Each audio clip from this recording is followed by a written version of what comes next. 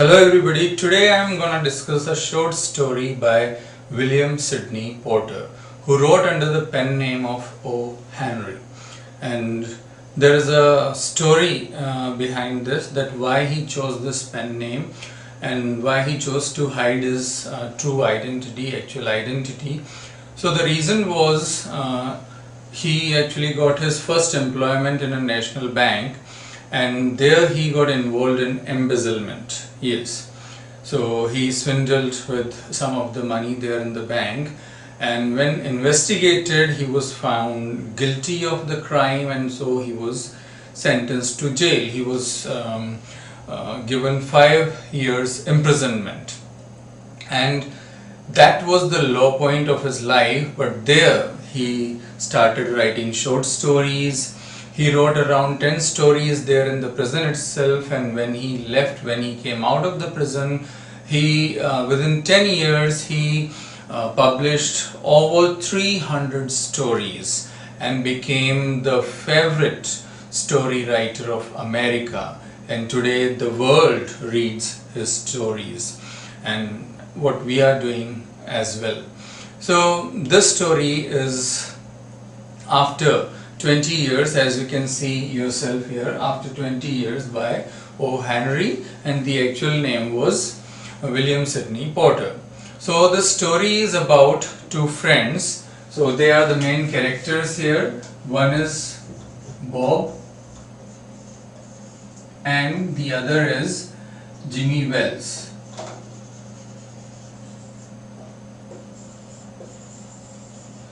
So they are the two friends, and what happened that they parted one day. It was a night time, so they parted from each other, saying that they would meet 20 years later, and that parting was to just better their prospects, their future life. So it was for the sake of bettering, seeking some betterment in the life and the career. So that was the purpose, and they last dined at Big O. Brady's restaurant. Sorry, Big Joe, not O. Big Joe Brady's restaurant. So there they had the last meeting. They dined together there, and after dining at Big Joe Brady's restaurant, they parted from each other, and they decided that they would meet each other after 20 years at the same time, at the same place. And so the man had come. Who? Bob. So when they parted at that time, Bob was 18 and Jimmy was 20. So after 20 years, Bob kept his promise. He returned, and he was waiting there at the store, at the hardware store. Actually, the building had been pulled down some 5 years back, as we'll come to know here in the story. So he was waiting at the hardware store. Now how the story begins, let's see that as well. So a patrol police actually was just twirling his baton, the club that he had, and it was not he was not showing off or flaunting with the baton or club. It was just you can see just this kind of movement, and so he was doing that. So it was a part of habit for him actually. He got habitual with all that. So he was just looking at here and there, just inspecting, doing his job properly, and just going ahead. And when he saw this man here, because at that time it was around 10 and it was all cold and chilly, the breeze was blowing, and the whole atmosphere was wintry, cool. So, and some cigar shops were open, and some all-time lunch like all night lunch shops and restaurants, they were open. Otherwise everything was shut. It seemed to be a marketplace as per the description given in the story. So, and this man was there. So when the patrol man saw him, he moved over to him. So he said, "It's all right, officer. I'm just waiting for my friend." And uh, it has been 20 years, and we promised that we would meet here each other after 20 years. And he lit the cigar, and in that light of cigar, when he lit the cigar, he saw his face. There was a scar on his face, and the scarf had a diamond. The scarf that he was wearing had a diamond pin.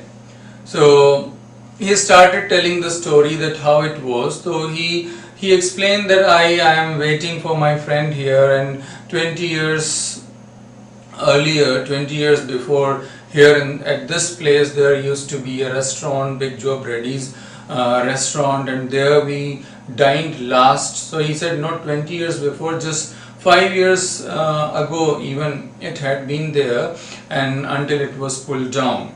So there, he said, we met there and we decided that we would try to better our career and future woods. For future prospects, we would move ahead. But he, my friend, who was Jimmy Wells, he said he would not leave New York. According to him, there is no other place on this earth except New York. So he would not move at all. But I decided to move, and I just left the place. So it had been 20 years then.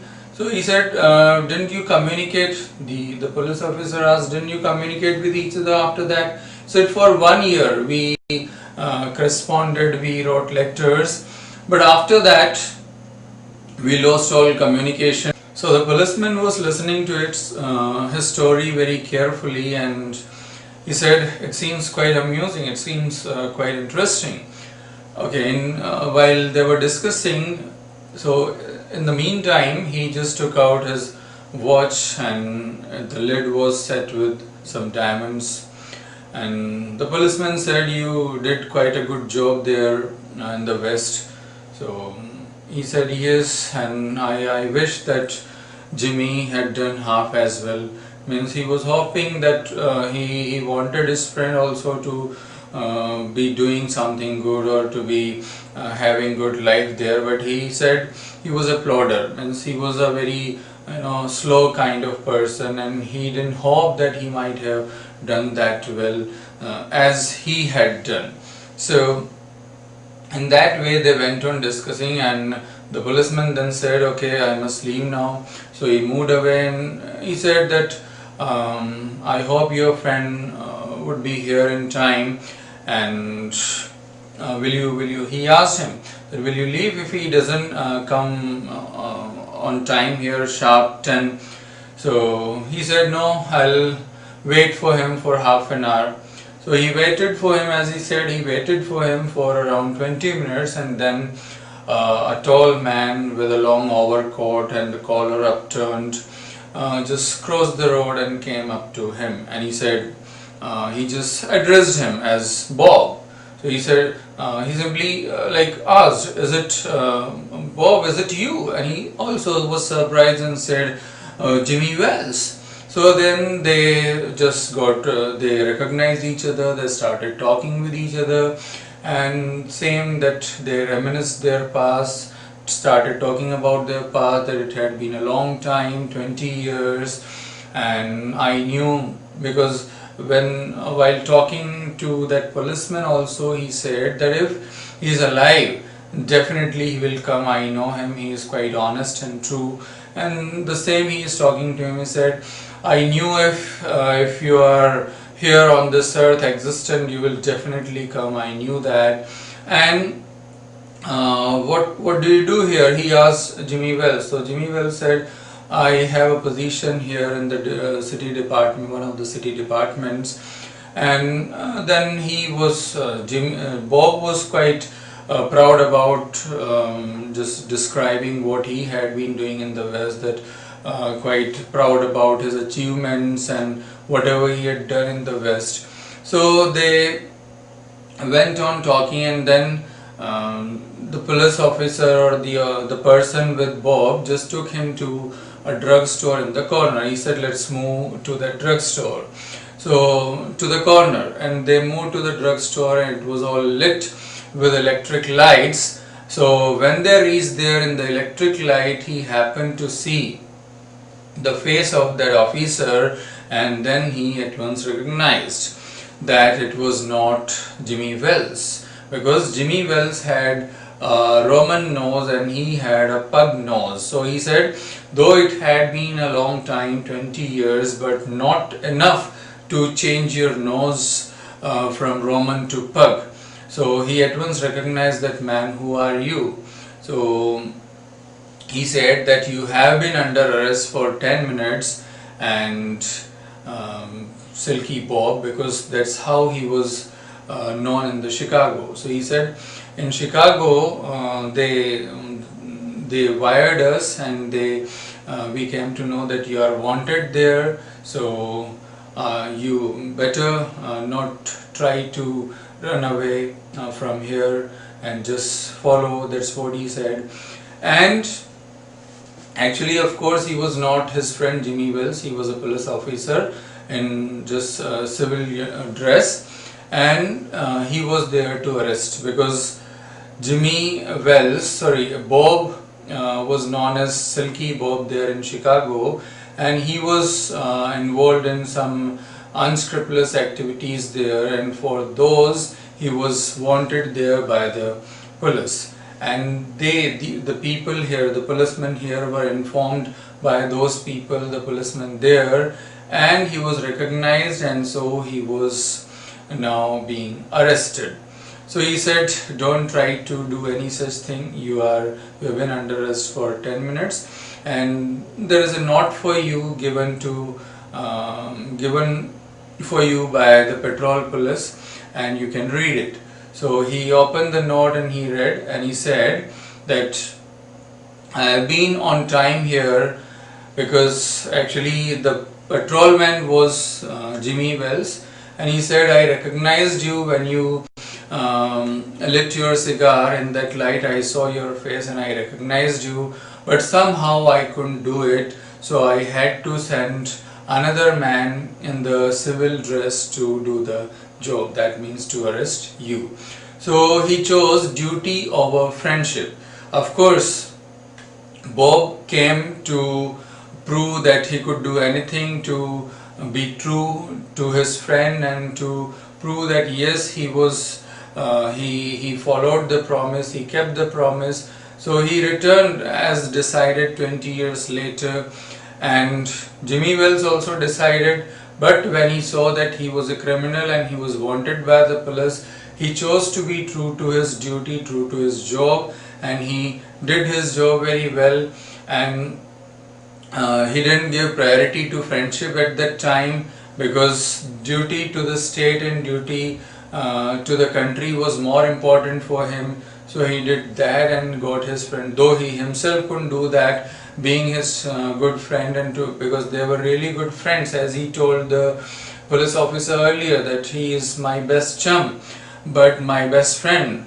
But he knew that being a slow person, he couldn't be doing well. Now finally, being in that good friendship, being a loyal friend, he didn't want to do the job himself. Who? Jimmy Wells. He didn't want to arrest him. So he chose another person, another police officer to do the job, and the note he gave for his friend that yes, I kept the promise. I came here. I was on time, but when I saw who you are, because I saw your photo in the newspaper and I knew you were wanted there, so I have to do this. So this is what what it was there in the note, and this is the whole story. So I hope you might have understood the story. So along with this, I have added some question. So definitely I would like you to have a look at those questions and answers as well. You would definitely, or it would definitely be helpful for you. and I'll come up with more such videos. So stay tuned, keep watching, and just keep commenting as well what you like and what you want me to include in my videos, or what next should I come up with. So your suggestions will definitely be helpful and appreciable. So till then, thank you very much.